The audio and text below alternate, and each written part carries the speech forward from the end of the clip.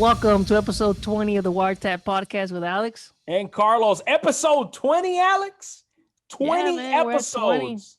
And 20. tonight we have a special guest. Yes, we do. We've got a special guest. I call him Chino. A lot of people call him Chino. If you don't know him, also call him the logistics king, El Chino. If we're honest, this particular week we want to focus on the logistics industry. So Chino, welcome to the show. Thank you for having me. Episode 20. Yeah. Have you been keeping up? Have you been keeping up on all 20? I keep up with every Tuesday they're coming out. Oh man, look at that. We got a fan in the house. No, that's good. It's good. We're learning about all our fans lately. Wouldn't you say, Alex? Yeah, no, we've been bringing them in, and or some people that have interesting stories, and I think you got a lot of insight on the logistics world that, I think it's interesting, especially now that we're having a bunch of shortages, deliveries, and things are not getting to us in a timely manner. I think you can probably share some insight on how the logistics world works. I mean, it's $1 billion industry, right, Chino? Yes, $1 billion. I mean, there's a lot of money involved. Yes, sir. I mean, everything that we use, goes through logistics. It has to. Nothing that we own, nothing that we have, nothing that we're sitting on was made where we live. So everything had to get from one place to another, and that all comes everywhere. Through logistics. Yes, everywhere. For everything. That's worldwide. And that's the key in all of this, right?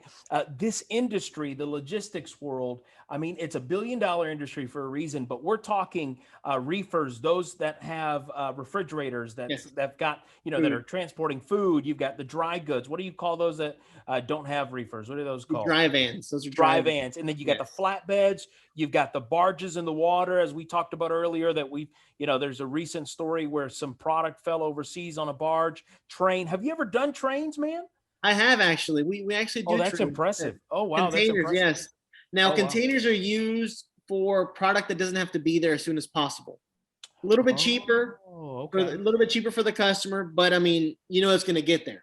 And you're the middle guy. Yeah, but did you see the story though about the we're talking about those containers that were lost at sea?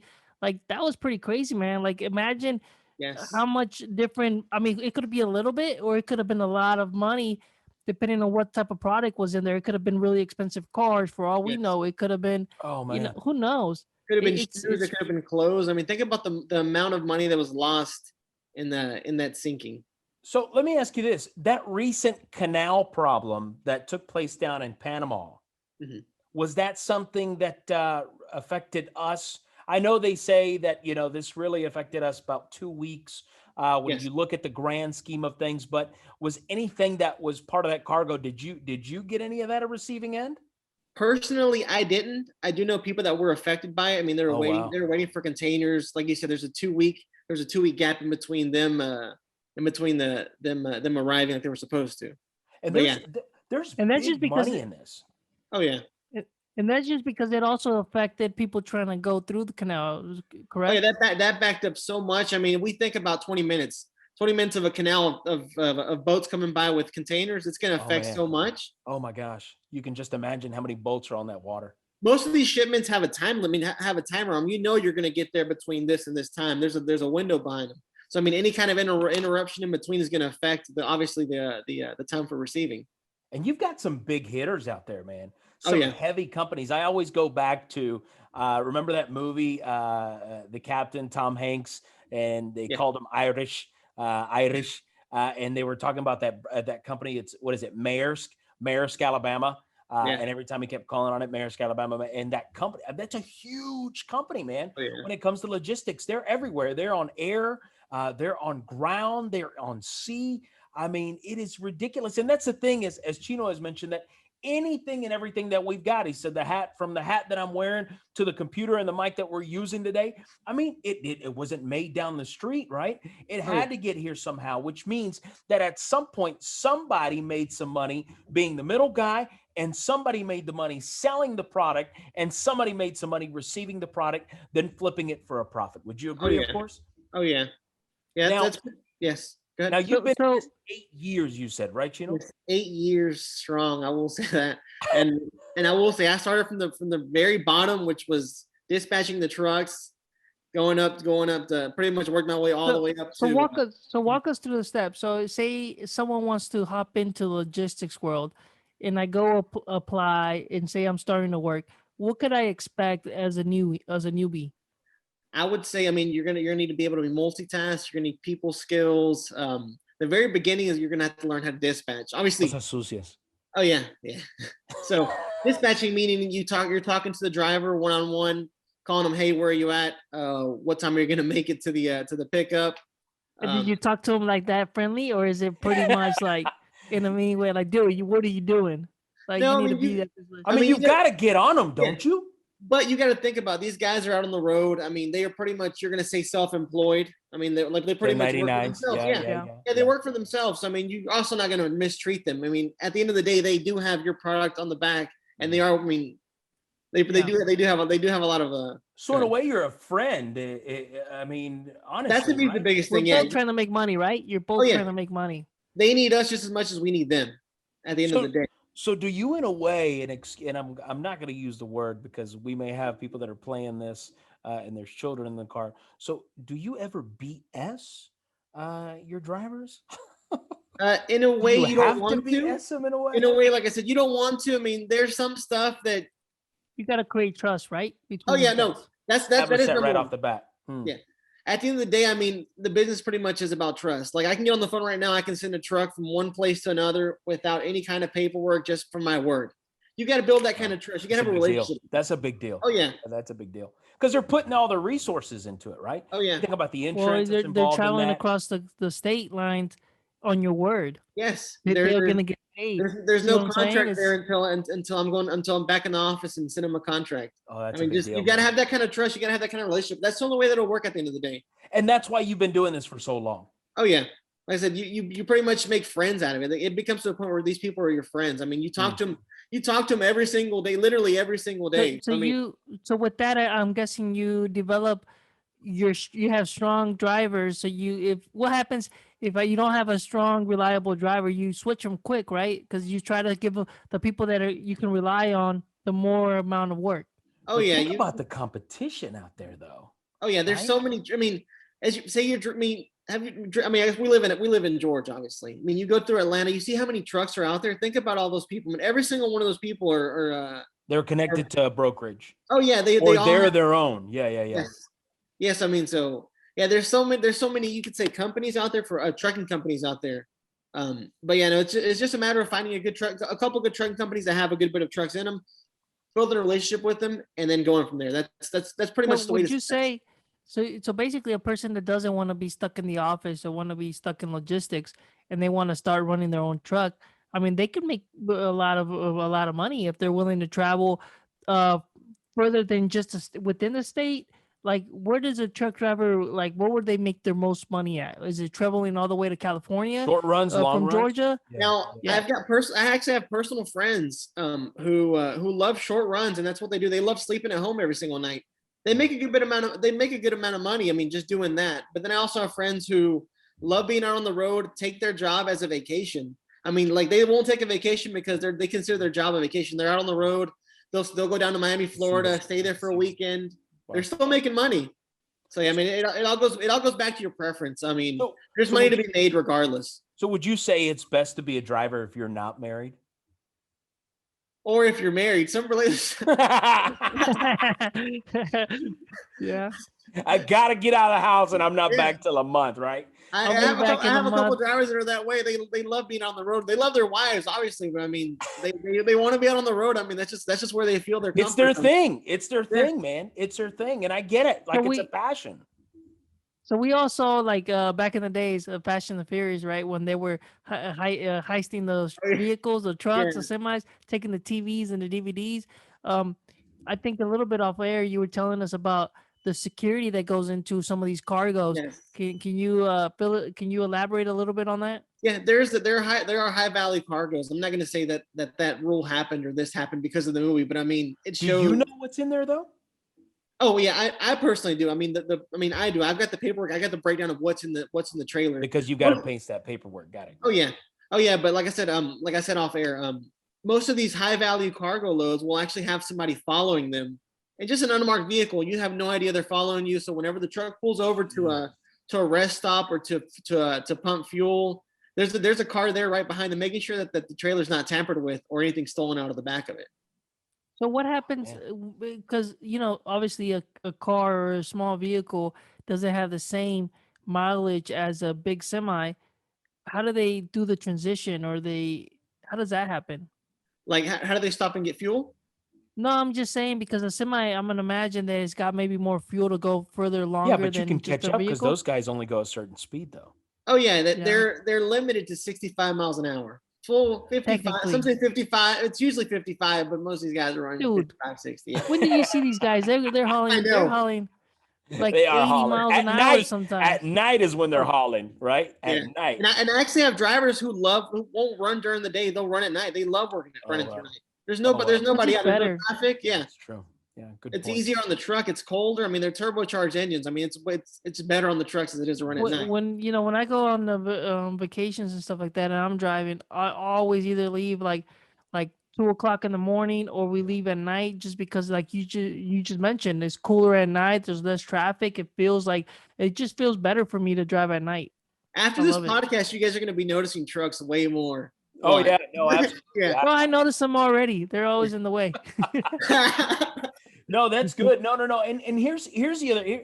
If there was one thing, Chino, that you would say to somebody who wants to get in the logistics world and they're thinking about being a broker because there's something about it that calls them, it says, man, I'd love to do something like what Chino is doing. I've heard there's big money involved in this. What would be the one thing? I know there's probably multiple things on your end. What would be the one thing you'd say to them? Hey, as you jump in this, because there's still the ability to do that, right? I hear people saying like, oh, you can't get into the radio biz nowadays because the radio business is really changing, evolving. It's slowly disappearing in certain ways. Yeah. When it comes to logistics, that's not the case in the industry. Oh, So no. what would you say to them to say, right off the bat, keep this in mind? What would you do? Love what you do. If you don't love it, if you don't love it, you're just not going to succeed. I mean, if you're going to come into this, like you said, obviously money is a great thing, but I mean, you've got to enjoy meeting people over the phone, talking to them, building a relationship with these people. It's almost like you have your own pipeline, right? Yes. Of people you can call on. I'm guessing you've got this little black book, right? That, companies or the broker next to you would love to have. Everybody right? has their own contacts, and like that goes back to building relationships with these people. Obviously you've met them through a cold call, just a random person calling you on the phone saying, hey, that's impressive. I've got these kind of shipments for you. I mean, would you like to continue working with me? You get to the point where they start working for you, they like it, they bring in more trucks, like, hey, I'm going to trust you with more of my employees. You're giving them work. And then, like I said, it gets to a certain point. I mean, hopefully to where you can just have them go from one place to another based on your word. I mean, that's the kind of trust that you want to build with these guys. It's impressive. No, that's good. So we talked about, right now you got weigh stations that, but you were mentioned a little bit off air that they have to check in when they go in the state or out of the state, or every time the weight station is on, they have to go in there because it checks the tire pressure, make sure that they're safe to be brakes, all that stuff, and they got sealed on some of these food trucks that if it's broken or anything like that, now it's been contaminated or something, that they won't accept it. So there's a lot of risk, and make sure you have all your insurances. But I'm curious to know what happens to those, like our military is transporting, not even something that you know is ultra high, and they're running their own trucks. I'm guessing that there have exemptions to not stop at the weigh stations, or more than likely they for sure going to have cars following them in front of them. They're probably going to have a chopper in certain locations. Wow. I'm sure they're going to run the trucks through certain routes that they know are safe. I mean, the government will definitely have more exceptions. And you seen it happen before, or something like that? Or no? What are you transporting when there's a helicopter above you? What the heck is in there? It could be some high value weapons. Is an alien in there? Nah, dude. It could be. It could be. I mean, is there an alien sitting next to a bucket of ice cream? I'm going to Nevada. I mean, come on. No, but listen. Hey, did you see that video? Get to the chopper. Get down. But did you see the video of the U.S. military that they were shooting down, trying to shoot this UFO? You seen it? I did not, I but did I not. have heard about all this. Yeah. I've heard of it, but I did not Google this, man, because now No, there's I saw the all of a video. It was sudden on TikTok. all these sightings are out there now. Yeah, they're all over Instagram. I see them every single day, literally. I mean, Nah, they're but probably part of logistics, and you don't even know it. Running loads, and you don't even know. yeah, no, Oh, it's yeah. crazy, man. Alex is like, man, I was really trying to bring I'm that. sorry. It wasn't funny. I was talking about it was an actual video that you can see all the weapons and the bullets trying to go. But you going back to your point? What are they transporting? They could be it could be a missile for all we know. Yeah. Oh, And You obviously, don't like I even said, know. yeah, they're definitely going to have. They're definitely going to be. They're going to be able to bend the regulations when it comes to stopping them. They obviously don't want them to stop. They want them to get them one place to another as quick as they can. Yeah. Wow. No, listen, man, that industry is an industry that I did not want to ignore on our podcast for a variety of reasons, because it's a $1 billion industry. It's got so much potential for someone trying to break into an industry. But at the end of the day, listen, I don't know about you, Alex, but a couple of weeks ago, we finished off, what it takes to be successful. And one of those characteristics, one of those pieces we talked about is relationships, right? Taking care of those relationships and cultivating those relationships. And when you cultivate those in the right way, you've got situations like this where you can call somebody at a drop of a hat, as Chino has said, hey, I need you to take off and drive, 900 miles right now, and I'll take care of, the details in the morning for you.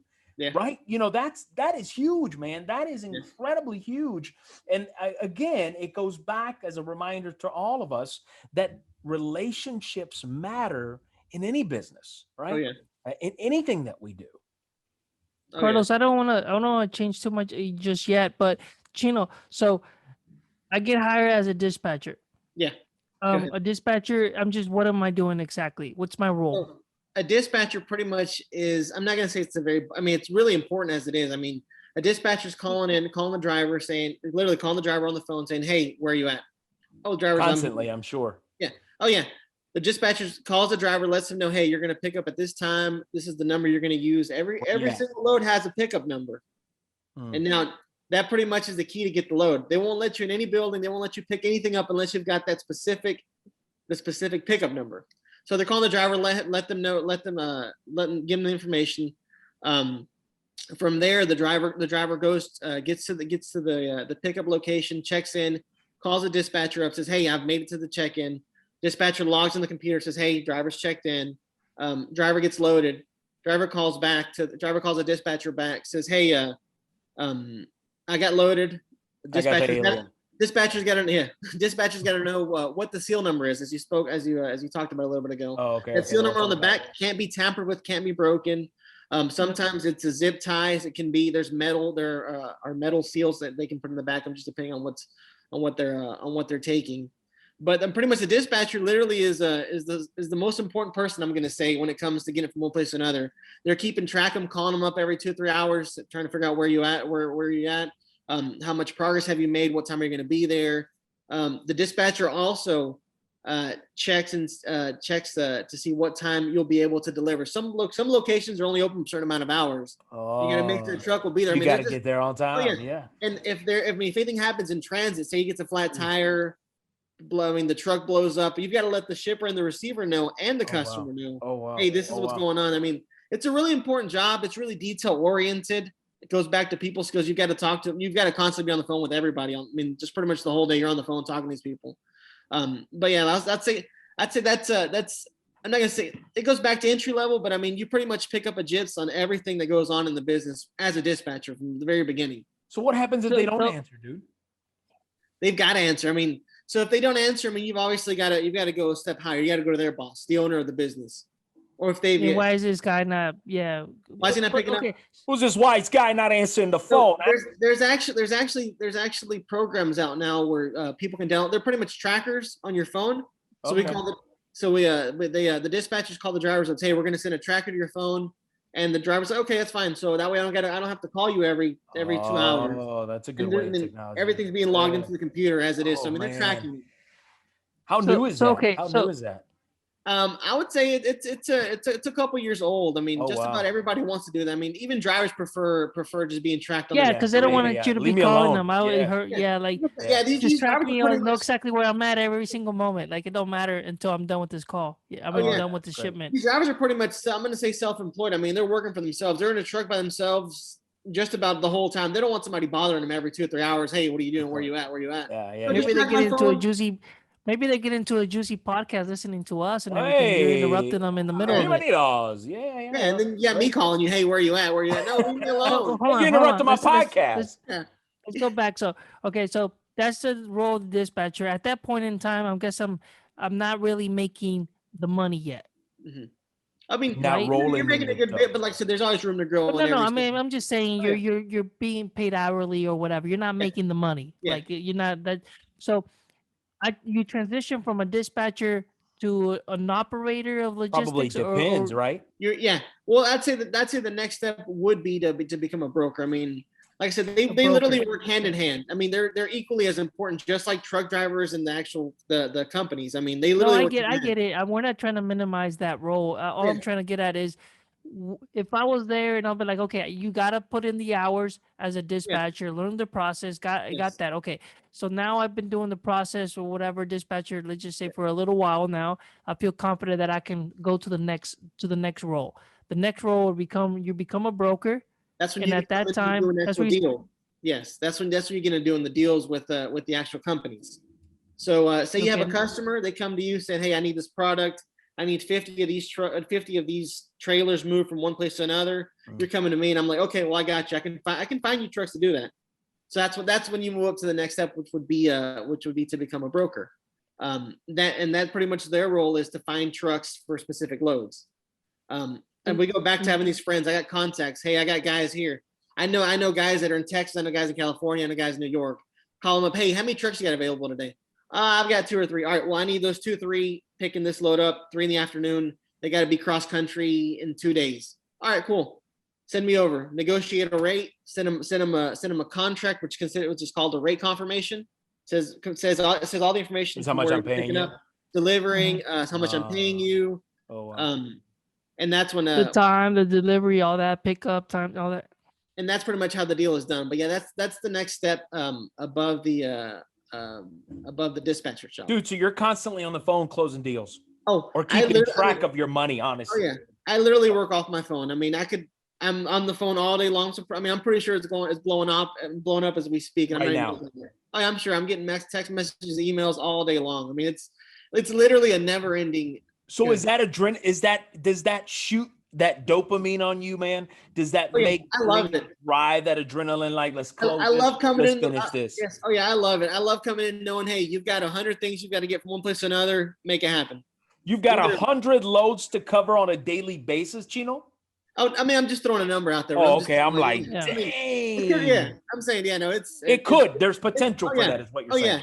It's a rush. Like you said, you're literally walking in. I'm not going to say blindfolded, but you come in saying, hey, what's the day? This from there. Make it happen. Okay, I got you. Let me call my contact. That's where that's when you start making the big money. I guess it depends on how much deals you can close, the rates and all that good stuff. Oh yeah, and I love working off my phone. I'm texting 7 people at a time. This and that. I can multitask so much. I can be on the phone texting while I'm on the phone, while I'm on the computer sending an email out. I mean, it's just, you've got to be on it all day long. When I get in the zone, I get in the zone. Like, I love it. To me, it's a rush. But see, here's that other part, Alex, and I think, and this goes, this moves us into the next piece, right? You've got to have the stomach for it, as we've learned, right? You got to have the stomach for a specific business. You got to love what you do, as Chino has said. You got to have a passion for it.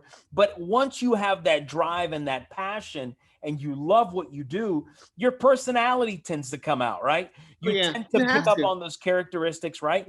As who you connect with, who you're vibing with, what your pipeline works with, how these individuals are connecting to you, which kind of leads into the next piece as we leave the logistics industry, because we got to learn about each other. There's probably people listening right now, man, that I would like, man, I wonder what kind of guy Carlos is. He might be just the biggest jerk, right? Alex might be just the biggest jerk. He might see a homeless guy and not even give him $1. I don't know what kind of guy Alex is, but now that we've got Chino here, listen, I think this next item on our content is really good because it shows what type of individual could handle this business, right? Taking this personality test. So I sent everybody this Enneagram.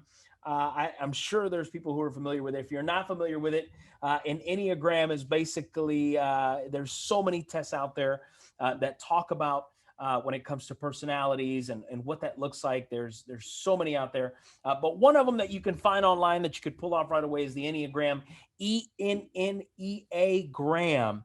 Those of you that want to Google it and you want to figure out what kind of personality you are after we talked about this. So I sent these guys the test to take it. Let's find out who they are. What are some things that jump out to them?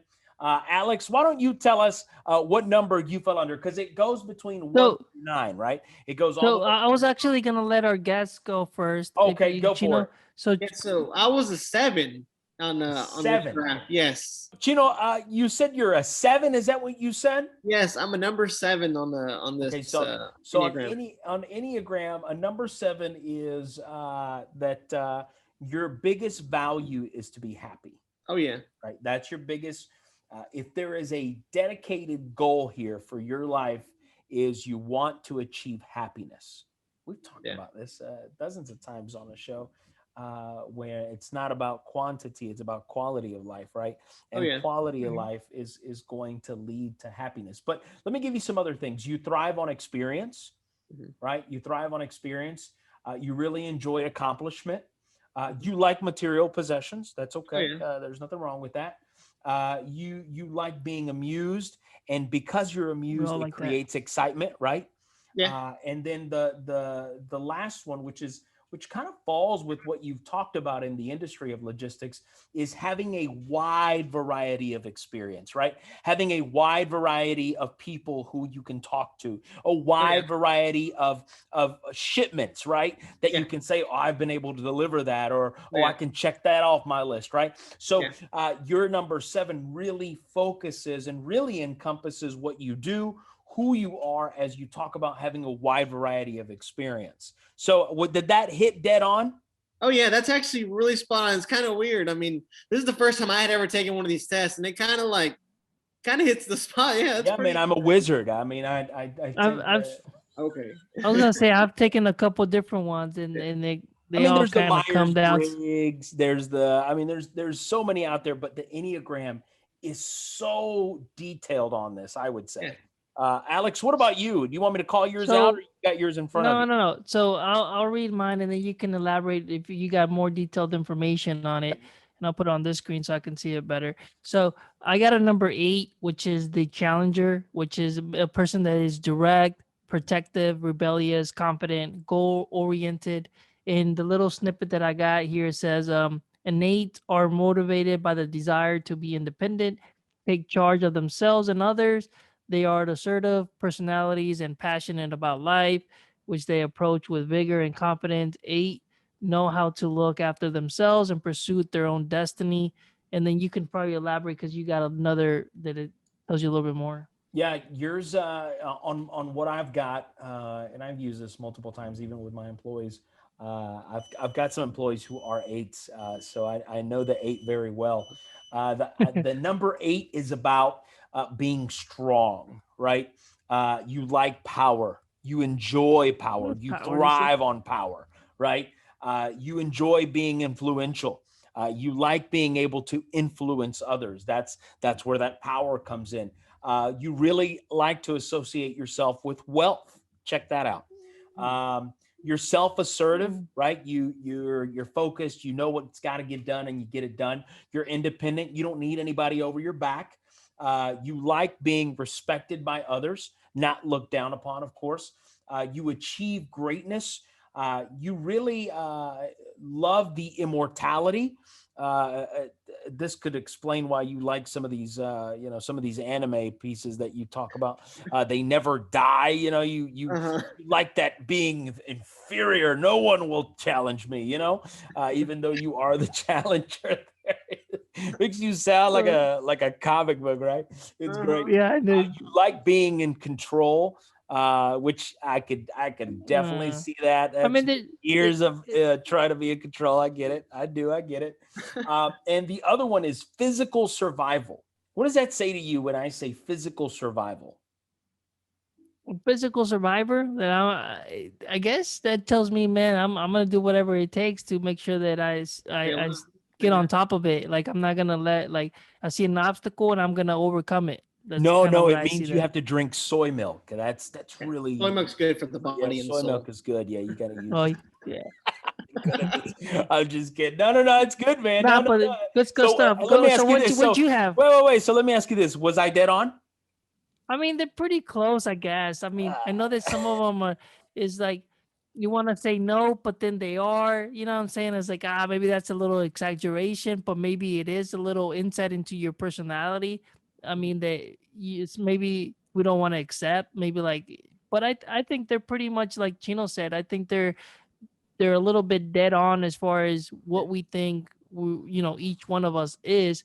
But I'm curious to know what so you got a number 3 or something you Yeah. Yeah, said man. earlier. Yeah, What's yeah, yours, yeah. Carlos? Go I ahead. got number three.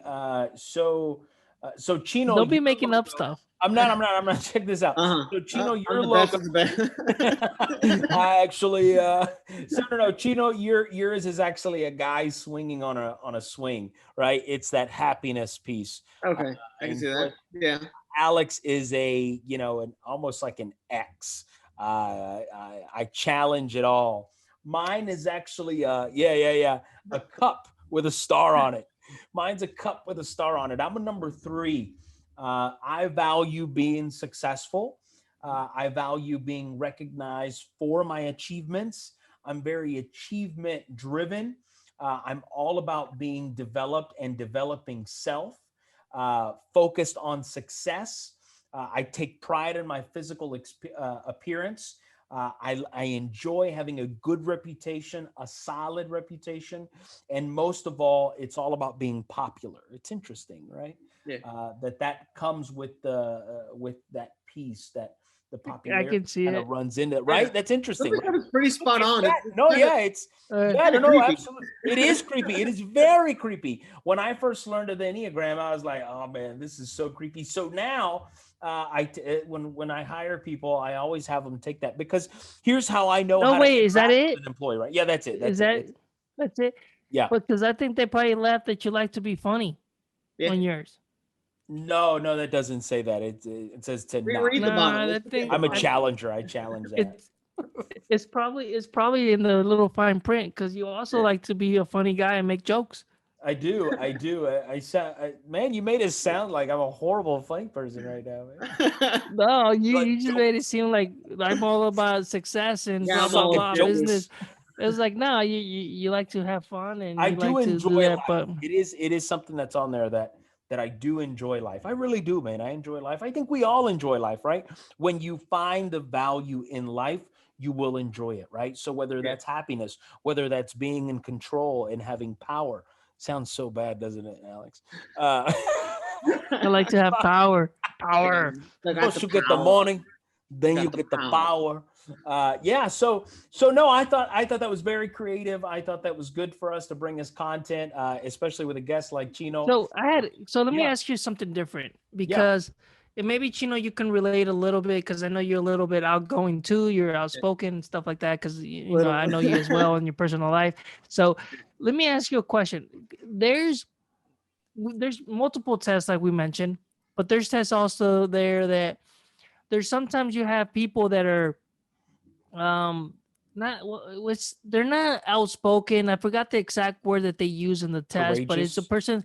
No, it's a person that it's more conservative. They're more inside. Like They introvert. don't really out. Yeah, kind of like an introvert, but there's a specific critical. I think they call them critical Oh, analysis person, ooh, right? So they kind of just keep their everything thoughts has. to themselves, Yeah, but yeah, yeah. they don't really outspoke. So if you have a member in your team that's like that, how do you get them to break out of that shell? Because it's their personality. It's not like you can really change it because we can't really, you can change all of us into a certain degree, but you can't really change us who we are essentially in our core.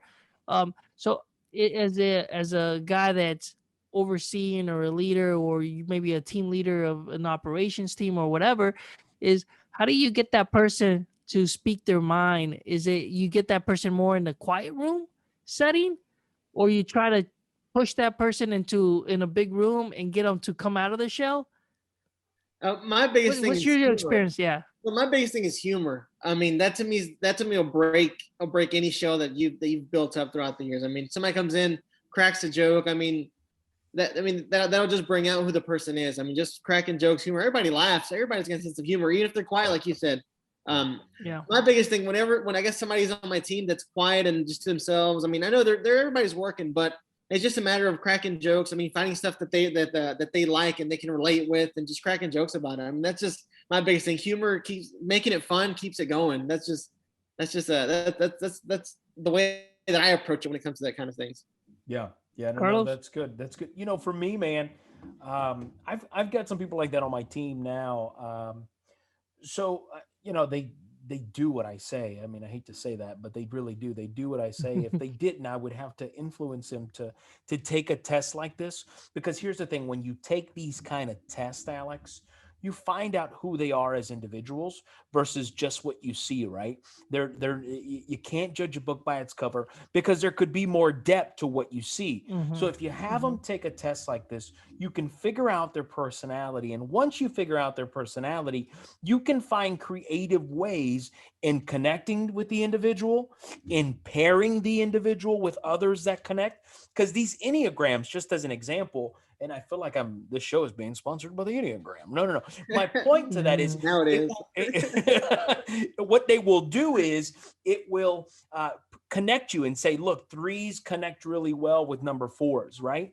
And eights don't connect really well with eights, and nines don't connect well with fours, right? So it'll tell you how to connect, who to use to connect, that it becomes easier for them to have a conversation, to really open up. So you've got to be really careful and very strategic at the same time, that you're not pushing someone to do something that's outside their the boundaries. realm. Yeah. One, right? Their boundaries. But number two, you find creative ways in cracking that shell, right? Cracking that egg. Because when you do, that individual will flourish in any organization, man. So, I mean, Mm. for me, I would make that kind of, I would take on that approach to say, let's figure out who they are, how they operate, and then fill in the blanks, right? So, I mean, that Yeah. would be my approach if it's an employee of mine. If it's somebody that's on my same level, if it's a colleague, if it's somebody, hey man, take this test, dude. I took this test the other day and it was dead on. Present it as something cool, something that's in, or if they already have, they'll tell you, oh yeah, man, I'm gonna actually number two. Oh, you are. Oh, and then turn around, research, and you realize, okay, now I know what kind of guy this is, right? Now I know what Mhm. type of individual I'm working with, because it'll tell you, as you just saw. That's why I asked you, is it dead on? Yes or no? Because everyone that I've talked to, it's always dead on, man. Always, always. Yeah. I mean, it's pretty dead on. Alex, But Alex, what would be no, your so mine it's just sometimes you gotta I figure that sometimes these people don't want to be outspoken in a group setting, so it's more like getting them after a meeting or getting them individually and be like, hey man, so what is your thoughts? What do what do you think about this, or what happened? Do you have any thoughts, or because you didn't say nothing in the meeting, In the or you meeting, didn't yeah. say nothing, or how did you approach it? You didn't really said, you just kind of stay a little bit quiet. I'm really curious to see what your thoughts are. And then they'll be like, oh, okay, no, I thought of this, and they'll come out of their shell and explain what their idea, or they be like, no, no, no, I agree for the most part, and this and that. So for me, I figured that it's better to sometimes approach those people individually yeah. than and try to put them in Yeah, a group setting because they absolutely. don't want to. Well, at the end of the day, those individuals could, and here's the other part. You got to remember, you don't know their point of reference, right? You don't know where they're coming from. You don't know where they've been, what they've gone through.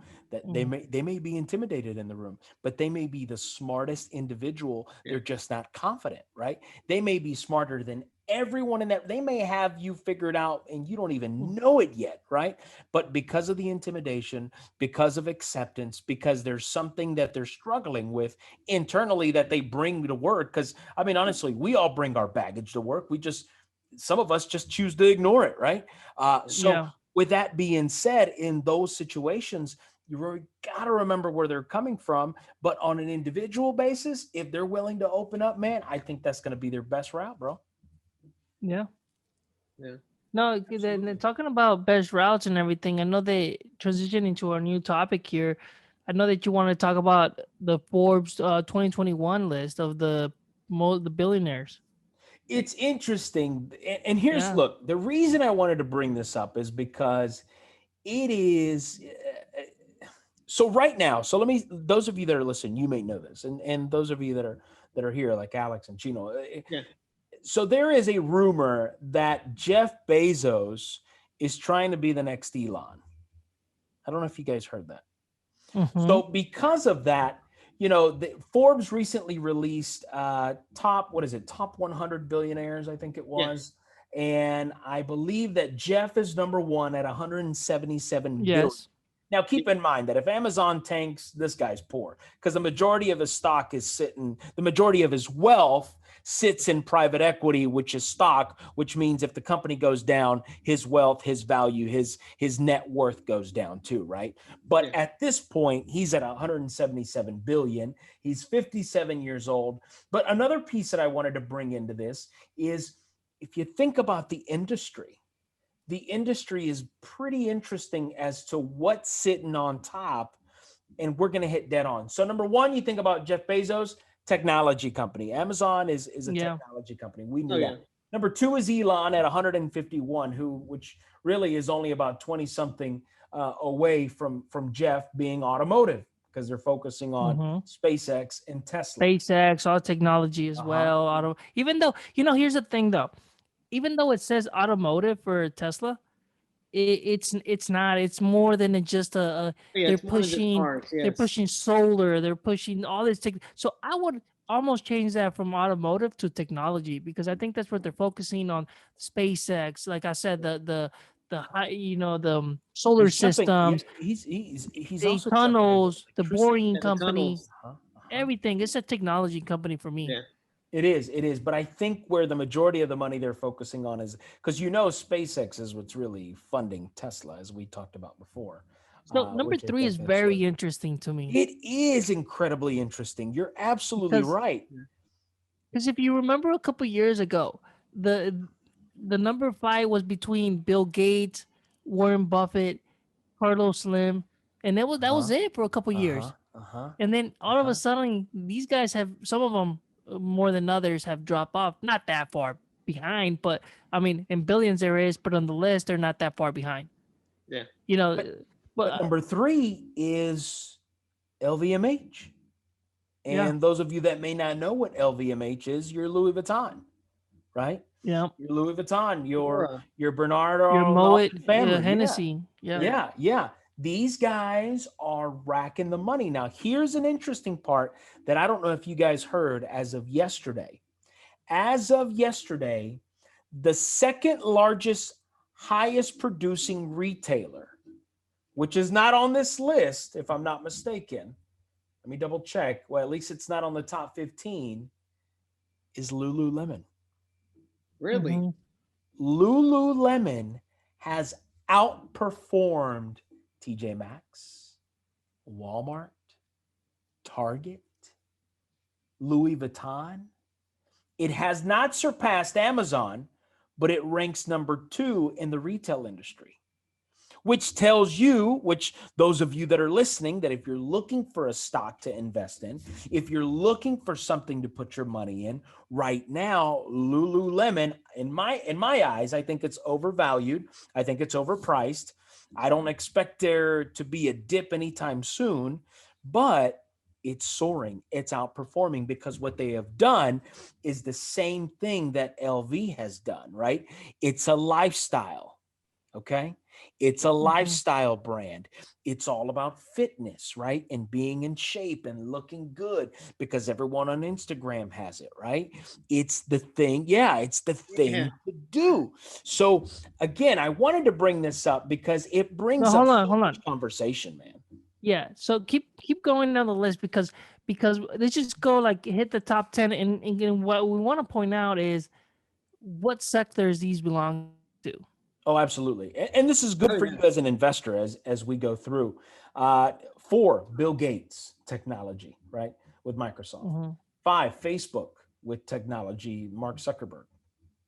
Six, Warren Buffett with Berkshire Hathaway, and we all know that that's an That's incredibly yeah, massive but they have him listed as finance and and investments investments, of because course, which is really Mhm. that's really what it is.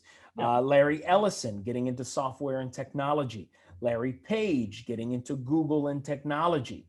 Sergey Brin getting into Google and technology. And number 10, Mukesh Ambani in India, which is diversified, which means that he's got his money just about in everything you can imagine when it comes to diversity. But the interesting part is most of these are in technology. I mean, Technology. That's where the money's at. Exactly. Yeah.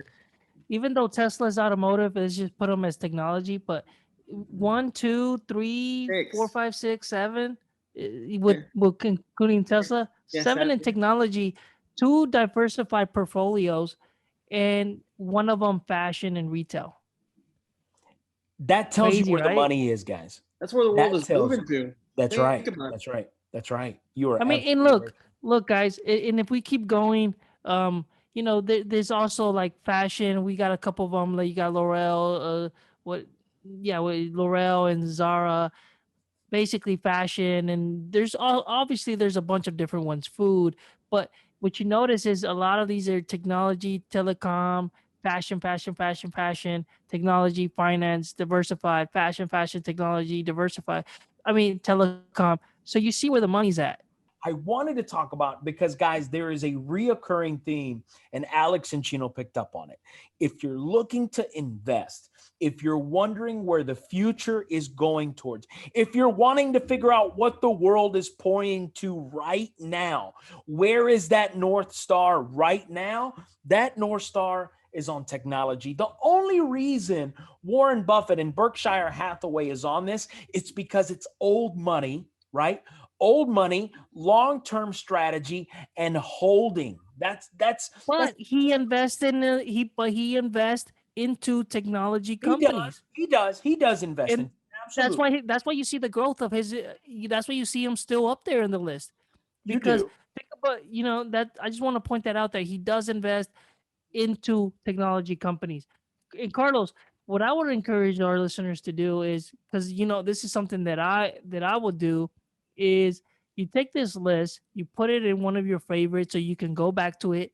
And what you do is whenever you have time, sit down, go to one of these people's names and Google them and start putting this, what type of companies does, like for example, you can take any of his name, George. Right. What George, they invest in. Yeah. Yeah. yeah, like what does he invest in? Okay, well, let me look to see. Oh, he's into a beer company. Okay, maybe I'll skip on that. Okay, now you got Henneken. Okay, maybe I'll skip on that one too. Okay, here's a U.S. company. Okay, I got Steve. He's a hedge fund. Okay, finance. He's finance. Okay, well, you get that person. Oh, that's something I'm interested in. He bets on Let me. companies to fail. Yeah. Huh? Hedge fund manager. He bets on companies to fail. I don't know if Well, I it's want to be okay. associated with that. No. But what I'm saying is, you pick a name and you said, "Oh, Ken Griffin." Here, let me see what he's a hedge fund also. Okay, what is he investing? What is he doing? What companies is he going into? And you see if there's companies that are interesting to you, if they're worth investing, because you want to pick what the winners are doing. Yeah. No, absolutely. That's you, say that again, Alex. You want to pick what the winners are doing. You want to pick what the winners are doing, right? Yeah. You want to succeed. You want to figure out where this market is going. You want to know where the money is. Listen, the reason I bring the 2021 Forbes list into this is because there's strategy behind that, guys. There is strategy and there is information for you as a potential investor, as a current investor, or just as a spectator, that you at least know where the money, where that shooting star, where pointing north is going right now when it comes to these companies. So again, the only reason I wanted to bring this up is I wanted us to look at the industries that are really flourishing on this level, right? How On this crazy, particular level. Yeah. how crazy is it that Mackenzie Scott is number 22 on the list? It is nuts. It is nuts, man. It is $53 nuts. billion Amazon Literally. technology. And she just divorced the man. Yeah. And That's made it on the crazy. list.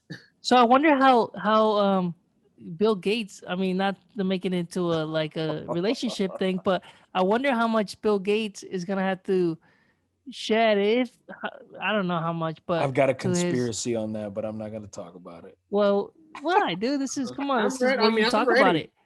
This is I where you think talk about it, I Carlos. Come think on, I man. think there's some dominance there. I don't know what it is. I feel like she really has been wanting to make a name for herself. She wants to be on Um, the list. she wants to be on the list, but I think she wants to be recognized for her own versus always being under his umbrella, right? So when you see her, you think, oh, it's Melinda Gates, right? That's Melinda Gates versus, oh, that's Bill Gates, Microsoft, right? So when you hear those two names, when you hear Melinda Gates and then you hear Bill Gates, oh, you're gonna run straight towards the Bill Gates because you know who he is. I think there's some authority and power and some control in that relationship. I think there's some, I don't know if I want to say world dominance behind this. It's kind of weird. I'm not trying to get into that. Uh, but I think these individuals rank very high in the social ladder when it comes to powerful people. And I think Melinda is just trying to make a name for herself. If you ask me, Well, she's been in through the this shadows too divorce, long. she has. I mean, the man ain't cheating on anybody, right? I mean, unless Really? they Well, I got a don't know. really Really? expensive, right? Unless they Really? got a really expensive non-disclosure clause, right? You can't I don't say know, nothing because but 38 billion, right? that's what the rumors out there. I mean, I'm not trying to point anything, but that's what supposedly that's what he stepped out of line and it led to a lot of this. I don't know, but anyways, let's go Allegedly. really quick. Let's Allegedly. discuss. We're allegedly, and yeah, Allegedly. we're almost getting up here. So let's go to the next topic really quick, and then you wanted to But talk this about talks, men's fashion. yeah. Because so we're talking about the industry and how fashion is. I talked about Lululemon. We talk about LV. How this is like a thing now, where the money is there. People are pouring themselves into this. They're investing. I mean, people are spending money on clothes. They're spending money on apparel. People want to be seen with brands. They want to be connected to brands instead of branding themselves, if that's the case. However, what's interesting to me is how listen, high knob society, right? High knob Knob society society. is Mhm. saying that men want to begin wearing purses, not for the sake of identifying with a specific not wanting to be associated with a specific population. That's not what they're saying. What they're saying is that men really are wanting to move to carry a purse for the sake of fashion, for the sake of being associated with a brand, for the sake of, hey, I've got my stuff. I don't want to put it in my pocket. I want to put it in my purse, right? So all that to Verse. say, Yeah. I mean, my question to you guys is, have you ever felt like you needed to have something like that? Listen, we're cutting it. Okay, look, let me be real. Don't act like I'm crazy here. We see the Supreme fanny packs, right? Mm-hmm. On Yeah. guys, right? Yeah. I've got a Okay. All right. All champion right. one All that I'll right. Hold pull on. through the Hold on. Hold airport, on. right? Hold on. Slow your roll for a second. Go Uh-huh. ahead, Chino. Now, I own a fanny pack, and I wear a Okay. fanny pack when I travel. I will say that. Okay. Do you wear it around your Convenient, chest? convenient, safe. Nobody. No, It's I'm wearing. convenient. It's No, safe. I got the fanny pack on. Like I'm clipping Oh, it on you the do it back. around the waist. Whoa. Oh He's yeah. got the He's got the rock fanny padding. Okay, okay. I'm so you don't put it here. You don't wrap it around. No. I got it on old school. We're going. So look. Here's my opinion on this. Like, here's my opinion on this. I don't mind one that maybe you like it goes across, like you said, like it straps and is like here, like right. Listen, I don't mind people having those if you're on a travel or you're on a tourist and you're packing your camera or say you flip it backwards or whatever and you're packing your camera in That's there a or book some bag, other. bro. That's a book bag. Correct. Right. Now That's here's a book my bag. thing. That's different, No, though, right? but listen, no. But hold on. I'm saying I don't mind I'm not saying I would. I'm more of a backpack guy, anyways. Okay. I would okay. wear a designer backpack like a Gucci or a Louis. An I would. MCM. Yeah, whatever. Right. So I would wear one of those if I want to be into the fashion and all that. Now, the ones in the front, like I don't mind him, even if he's got like a regular fanny pack that wants to put it across, or I don't mind those that much. So let me ask you this before you keep going. Hang on. Hold on. Would you rock one of those ones that just didn't have a brand, or would you rock one that was an LV? No, I for would the rock sake of one it that's being an LV.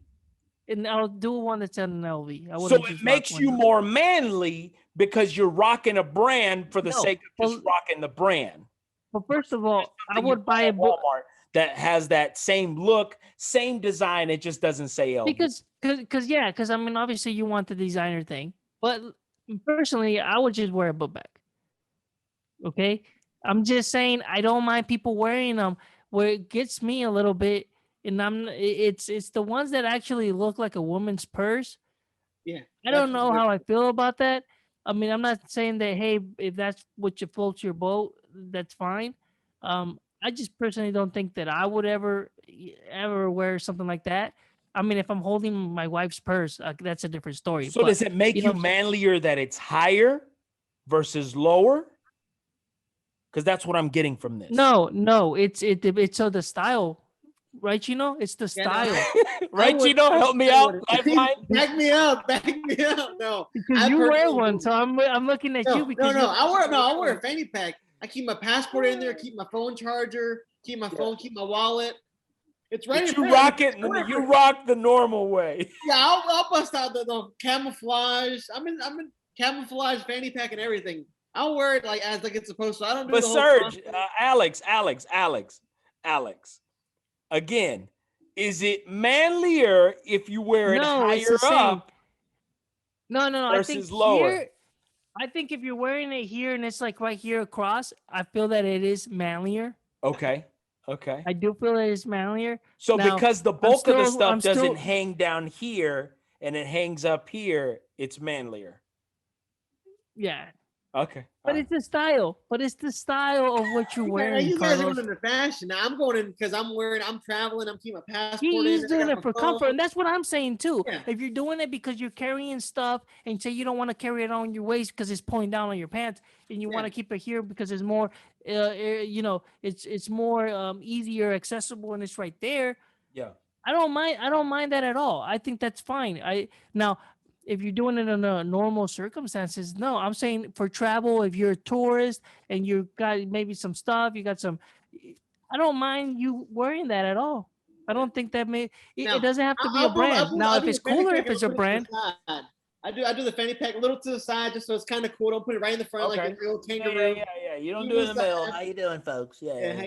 Hi, guys. But no, Carlos, but there's some out there like. Like one of my brother-in-law has the ones that are like the little long ones, and he wears it all the time, and he kind of prefers that. I don't think there's anything wrong. I don't think it doesn't not make some any more less manlier than I am. No, I don't think so either. But what high knob society is saying, those are yeah, that's what they're saying is this, what you do on your chest is ultimately a purse in a way. Just because you wear it higher or lower, it's as long as you put it a little further down, it has the same effect, right? So what they're saying is because we're doing this up here, at some point we're going to be okay just holding the purse. It's the style. Look at the style that they're putting on their website. The one that you just linked us. the style that they're going, some of them are actually purses. Like most of those That's are. a Like purse. I don't see none of them that actually speak to me, that the ones that I'm talking about, except the very last one that's a Tell me about Fendi is Homeboy. the Tell me It's about got a Homeboy fuzz with on the it. That's a no, fuzzy purse. Tell me about no, Homeboy that's with what that monogram and no, the chain Carlos. going down. You don't like that one? You wouldn't wear No, that on your no. chest if he moved it No, up a little higher. You wouldn't wear that? that's not what I'm talking about. That's No, not No, no, one no. that I'm But that's talking my about. question. But that's my question. that's a That's my wallet question. on a chain. That's a Did you? female wallet on a chain. I'm That's sorry. it exactly. Keep No. scrolling down. Keep Yeah. scrolling down I to saw the Yeah. the Fendi. No, I saw the Fendi. okay. So Fendi's the cool. Fendi I is mean, that one is more of a man one that goes on the side, and that's not yeah. even the one that I'm talking about. I'm You talking think about that's the ones that are, manlier? that one is it's acceptable to me. They're messenger bags, you could call it. Yeah, Yes, they're those are messenger bags. That's correct. right. So Right. those all the rest of them Orale. that have on here, Those, these oh are yeah, all those are women. shoulder These are bags. all Yeah, that's women. Yeah, dude, that's not even what I'm talking about at But all. that's a None of you these get are. your crossbody. mom for her Bro, birthday. that's a That's the kind of crossbody. purchase you buy for your mom. That's Bro, exciting. that's a crossbody. That's Yeah. a woman Yeah. crossbody. I don't see it as a no. I don't see it as a trend. With I couldn't see it. I So couldn't. that's Nah, what I I'm just see saying. it. If you just raise it up, does it make It's it fun. It's manlier? Maybe fuzzy. that's the It's a case. fuzzy purse. It's the I mean, style. It's the style, right? It's the I style. couldn't. It has to be the style of what that Especially is the and what you're prints. I trying to couldn't. portray. So Look, all that to me, say, ladies and gentlemen, I'm gonna stick uh, to a book bag. I wear a designer's book bag. I'm gonna wear my fanny pack. Sometimes I'll wear non-designer book bags. It's yeah, okay. yeah. I love book I'm bags. gonna wear the crossbody. All right, I'm gonna wear So the I put look, the fanny crossbody packs to the I wear side. my little because it's fire. book bag, That's good. Yeah, and it's a bunch of princesses and it's pink. yeah, yeah, It's yeah, yeah. okay. But I'm that's wearing my little different. That's girls. different. See That's Yeah. what I'm different. saying? It's like That's yeah, different. That's but different, right? That's completely different. My point to okay. this is high knob society is saying, look, It's gonna be guys are acceptable, all which yeah, is guys it. are already wearing purses. It's just in a different way. It just sits in a different level, and you might as well just accept that that's what you're wearing is a merce, right? Change it all day that you want, but it's still in a way it's a merce. So when I whip this up and I put my little champion on, or I put my Balenciaga on, and I have it across my chest, I'm like, wait a minute, right? High knob society is saying you might as well call it a purse, a merce, right? So what Well, they're saying it's your is, man. I'm not gonna hate on you, Carlos. If you want to no, wear I it, know, I it's know, I okay. know. No, no, I know no. what I'm Listen, getting I'm for your cool with birthday. that. I'm, That's all I'm I gotta say. confident. Listen, check this out. I'm confident in who I am and what I do. But my point is that high knob society is saying, well, if you're willing to go down that route, why don't you go down the other route? Why don't you just carry that? Why don't you just carry a Chanel bag on your wrist? And that's where I say we're not heading down that route, high knob society. But it's good of you to give your Okay, input. check this out. Check this out, Carlos. Um, I'm gonna see if I can put it here in the. Let me see. All right. So here, I just went online just to I There just you took a go. picture. Okay. So this is what I'm talking about. This So is you're okay one that with you that. can wear. This is one that you would put in the back. You can put it in the back, or you could carry in the front. Maybe it's a little bit bigger than the one that I'm talking about. That it'll be strapped here. But look at this. This does not call like it is like you're saying, but it's not like the ones that you were pointing on your website, right? It's Yeah, not the this is same. it's called a shoulder bag. Like that's Yeah, it's a yeah, little different. It's See what I'm saying? yeah, it's borderline. yeah, that's But still, I see it more acceptable as an everyday wear for a man. The other ones that you were alluding to, I don't see No, those taking a I trend really because wasn't they're a alluding. little bit they're a little bit out there for my like for myself or maybe somebody else. There might be, yes, there are some on there that you're like, wait, that might be too much. You yeah. might be pushing it. But what The again, I go chandelier back hanging from to, the bottom yeah, of it. all I'm saying is what they're saying is that if guys are already on this level, as you just pointed out, then at some point it's gonna be okay for you guys just to carry your Trueville in your hand, right? To carry your GST in your hand, right?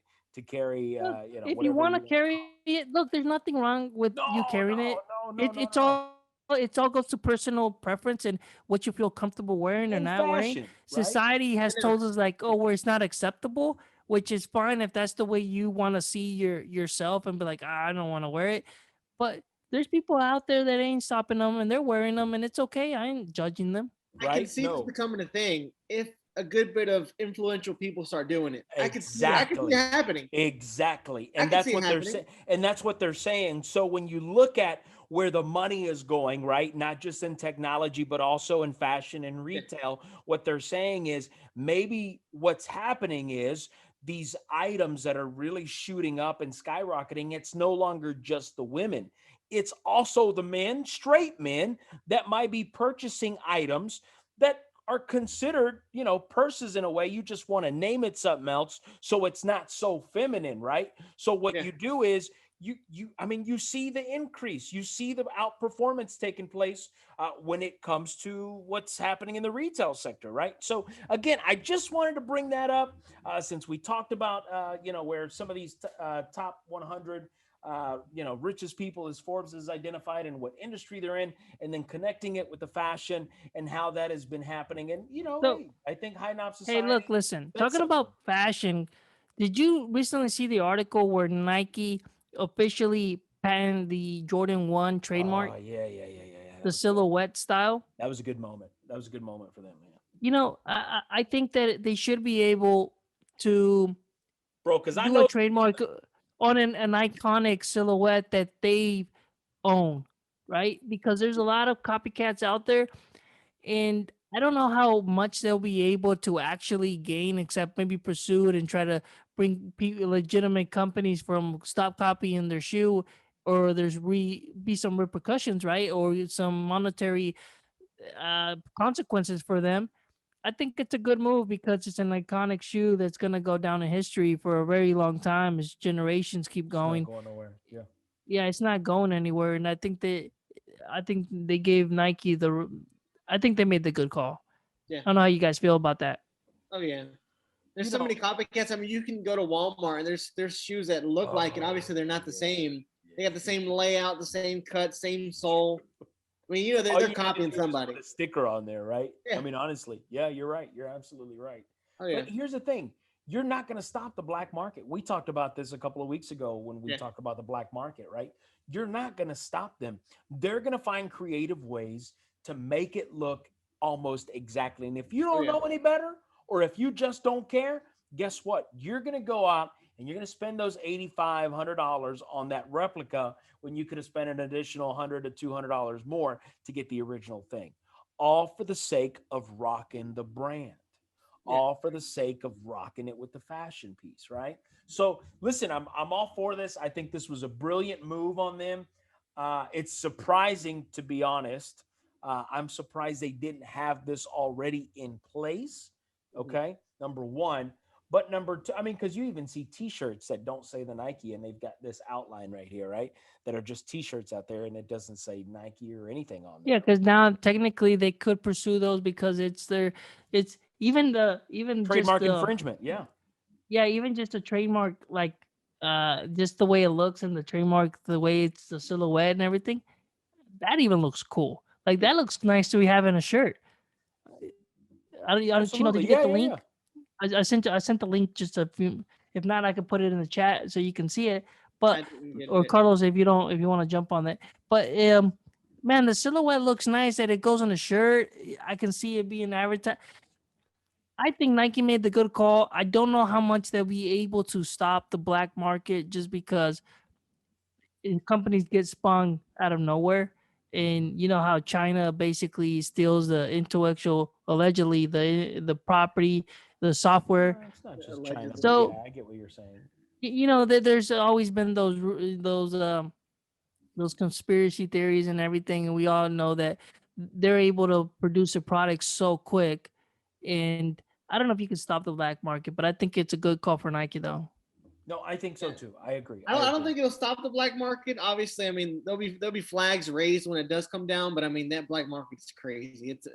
You can't stop. I mean they've got everything. I mean they can. I mean there's cars you can get that are not even real. I mean anything, any kind of name brand can be replicated. Obviously not exactly like it's supposed to be, but I mean they just get really close to it. But you're dead on, man. I mean, Yeah. it is a $1 trillion Yeah. industry, right? It is a $1 trillion industry when it comes to the black market. In specific It's items, it's a like $1 billion industry, right? But when you put all here's of it together, it's a $1 trillion industry, Yeah. man. Carlos. I was just gonna reference to our listeners a few episodes ago, maybe it's been a few episodes ago. We talked about how to spot a fake Louis or designer, one of Yeah. these designers. Yeah. And it's the same thing. Louis got patents and everything on this stuff, and you can't stop the fake Louis. Yeah. You You cannot. just can't stop them. So it tells you how hard it is, but it's a good thing to have in your arsenal. I would say that. But you know what else it does? It's a good marketing opportunity for Nike to market their shoe, right? Now you can actually not only market what you've got going on, but also bring more awareness. More awareness brings more sales.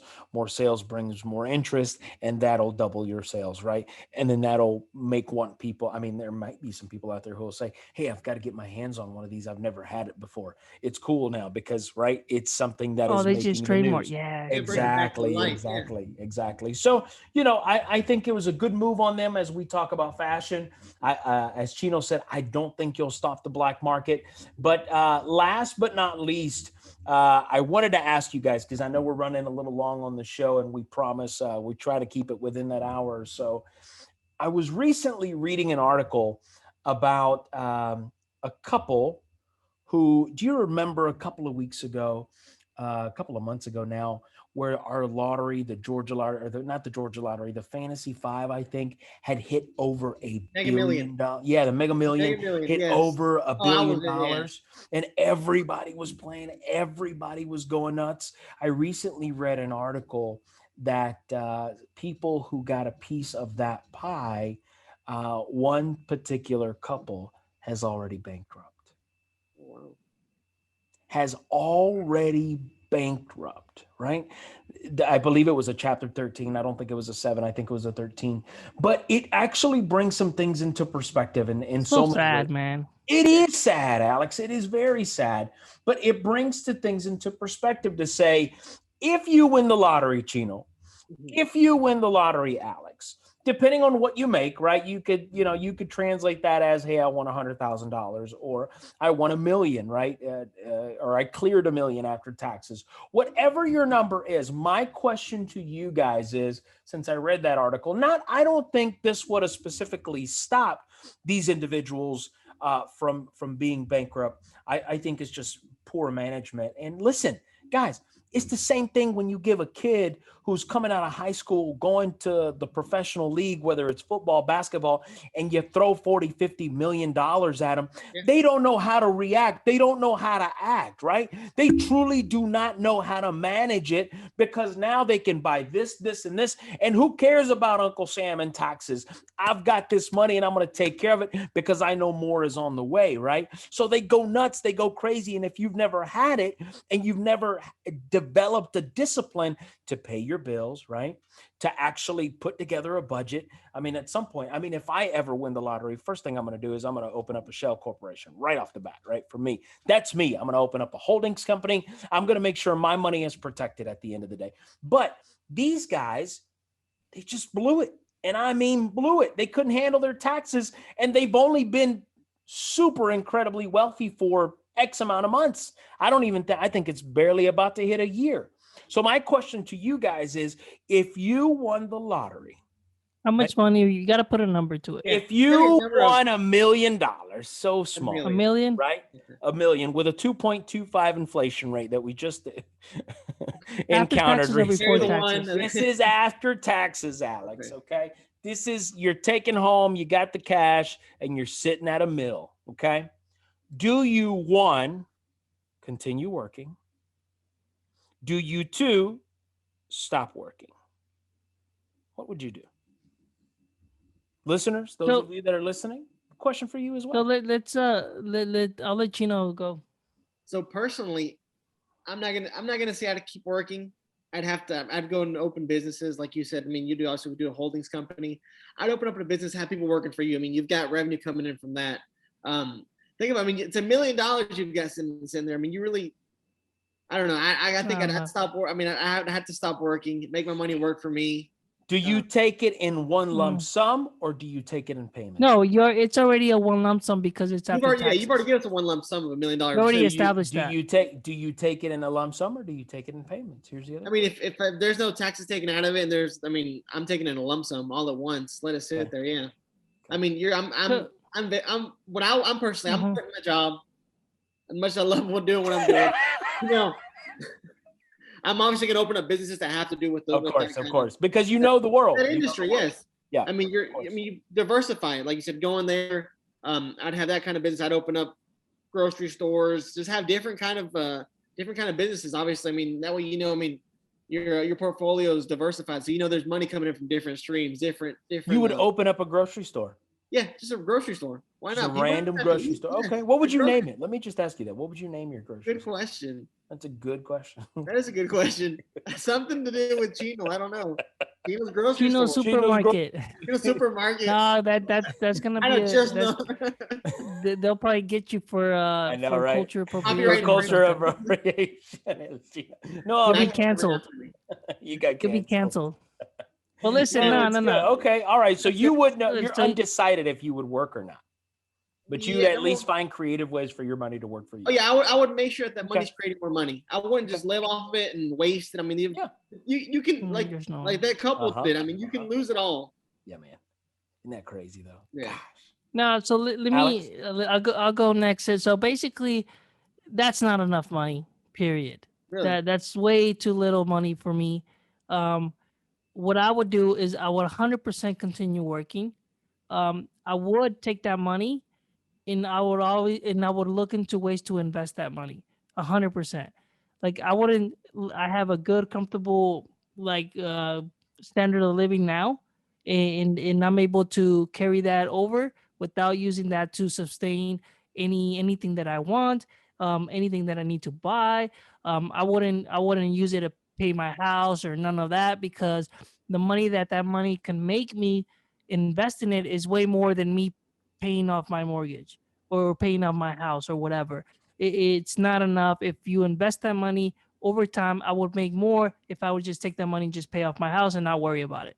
So for me, 100%, it's like money that I wouldn't even use. It's just money that I would get it and throw it into investments. That could be taking a little lump sum, doing some real estate, doing a little small shopping center where I can rent out the space, because I wanted to become passive income versus me attending a business or figuring out providers, because technically I don't want to live to go to a place or go to a store. I'm not knocking your idea. I think it's great. I just think for me, I'm not working the store. I mean, I've got people working for me. No, that's fine. But it's your I'm your enjoying store. the money. Well, I gotta go to sleep because I gotta go to the store tomorrow morning. Yeah, no, I'm not working there. Listen, it's a bigger responsibility. That's all I'm saying. You have to be attentive to the store if you want it to succeed. If you basically don't, or you hire the right people. You don't hire the right people. Uh-huh. That's what I'm saying. So I think more of a passive where I make a small little shopping center where. Are you enjoying the money though? What do you mean? So I mean, you're obviously investing. You're still working, but are you going to be able to enjoy the money while you're working? Well, that's the thing. $20 is in your account. No. But we're playing the long game. So here's the long game. But you still gotta So say you do your little shopping center, and I'm starting to rent these spaces, and now I'm getting income that's paying back on there. And then now I create something, I make some other investments. Once that I can get enough money to sustain my life that I currently carry, your lifestyle, then I can stop working, because now I have money that I can get that, and I have it's substituting my current income, if that makes sense. If I can't get that just yet, then I can't quit work until it can do the off. It's just like a side hustle. That's where I quit, because it's $1 million is not enough. It's not enough. If Carlos would have said, "Hey, 10 million," I quit my work, and then I go and invest some of that money where I can see it and live off of that. So let's just say your boss calls you tomorrow. You got $1 million. You just cashed the check. You looked at your bank multiple times because you've been waiting on it to clear, and it finally clears, right? Because y'all know how that goes, right? Yeah. You just made a big deal, and you're like, man, that transaction better go through. So you're checking that bank account all the time, right? So you get on there, you see it. The next day, you get to the office, and your boss that you are struggling with because he's got some crazy metrics that he is trying to. Hang on. Now you're trying to put a curveball. Now you're trying to put a curveball. You're trying to say like, "Oh, you hate your job." No, and that's not what the case. Right, Chino? Chino said that he loves what he does, so it's not the case.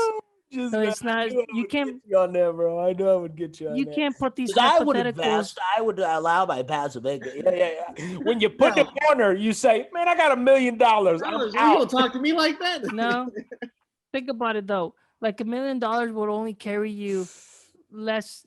It'll Look, if be you're making fine. six Yeah, digits, if of you're course. making six Yeah. digits, it's only It's 10 carrying you years 10 away. years. Yeah, it's only Yeah, 10 years away. yeah, And that's if you only spent if you were making 100,000. Exactly. If yeah. If you you keep live If up that you're with it, if lifestyle, yeah, you're overspending, then you're rapidly then just you're knocking those years. You're dipping So into it. it's not enough. I'm Which super is young. exactly what happened with those people. You know good No, and wait, well what that's what would those you people. what's your yeah. strategy? What are you doing? I'd open up a grocery store. I'm just You're a kidding. good man. We can partner up in this. I tell my boss I throw $100 at his face. I quit. No. Listen. I keep your job. No, listen. At the end of the day, look, I love what I do. I'm gonna quit when you quit. I'm gonna quit when you quit. Listen, I love my job. I do. I really do. I love being a boss. I really enjoy taking businesses and seeing them flourish and grow. That's my passion, right? So put that off to the side. What I would do in that situation is I would allow that money to make money for me, right? Yeah. I would more than likely I would probably quit my job right off the bat, and I would jump into a high return, right? High return, low risk opportunity, right? And what I would probably do in the meantime, while I'm kicking, while I'm about to leave, is more than likely I'd probably jump into a startup. I'd probably jump into a Kickstarter campaign, and I jump on a technology company, whether it's a specific platform, anything that involves coding, anything that involves technology and putting coding together.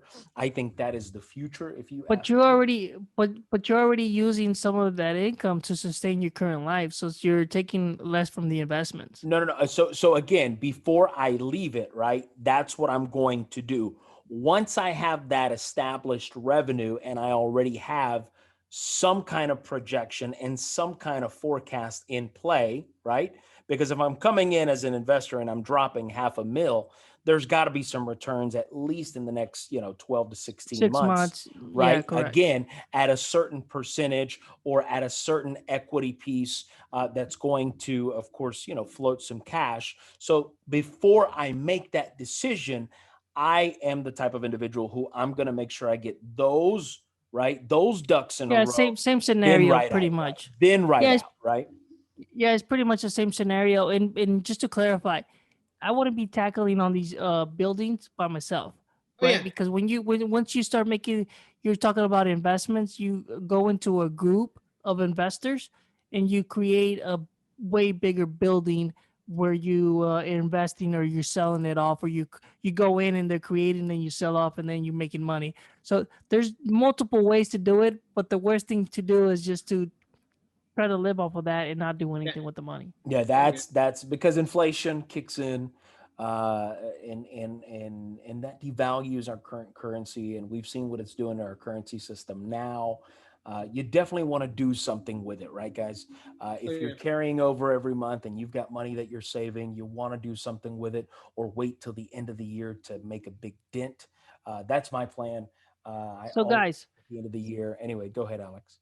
no, I was gonna say, so guys, put it in the comment if you agree with us, you don't agree with us, if you had some different ideas, just let us know. Let us see some interaction in there, and we appreciate that. It's been a pleasure having you. If you want to say, you want to plug anything in, if you want people to find you, if you don't, that's fine. You can find me on IG El Chino 0089. That's on IG. I post funny memes all day, food, cars, guns, everything I love. Um, that's the best way to get in contact. All right, Carlos, do you want to kick That's us the way to do it. with the quote of the day? Yeah, man. This comes from I call it and he's known as the Oracle of Omaha, which is Warren Buffett.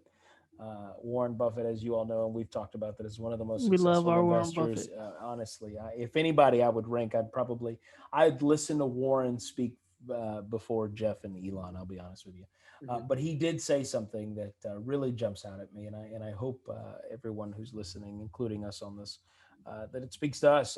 Rational people don't risk what they have and need for what they don't have and they don't need. I'll say that again.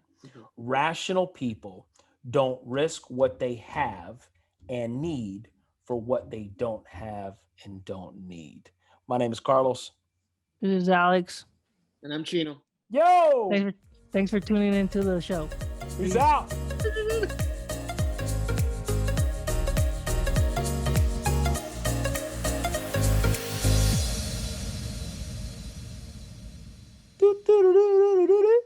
You gotta wait. Let's go back. There you go. Do it again. Here we go. We're gonna have to start it over, Chino. Here we go. Well, that's good practice. That was good practice.